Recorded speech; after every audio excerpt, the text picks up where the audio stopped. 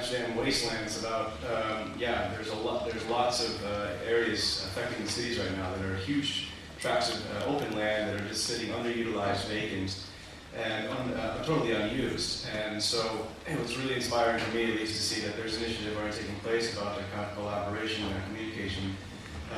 So what we wanted to do is follow up on Templot Architecture's idea of how to get the process going, how to kickstart it, how to build momentum.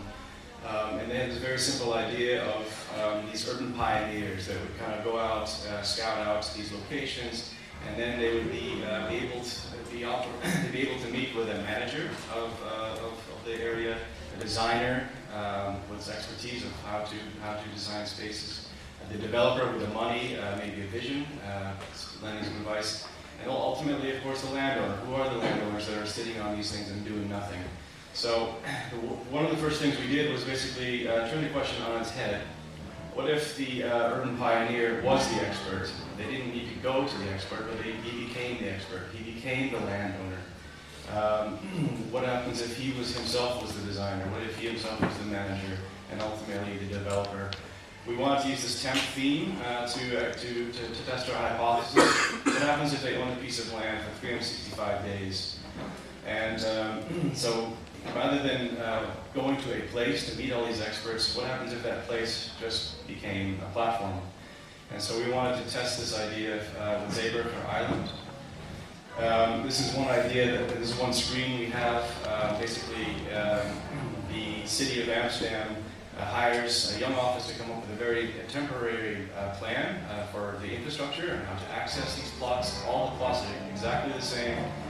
No one has any benefits of each other. They put them, the cost of the infrastructure needs to be built, so that determines the cost of the plots themselves.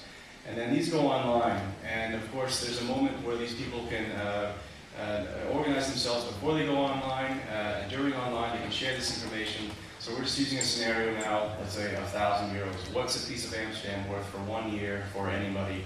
What's important to mention here for Zeeburger Island is that it's stuck right in the middle of Borningsvormburg and Eiburg, which are two completely dense suburbs of Amsterdam that don't have any garden space, and all of a sudden you could free up this location for temporary gardens.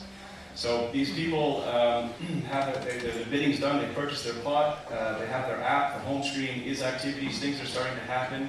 They've got contacts, they can get a directory of the community, who owns the plots, what are they doing with the plots.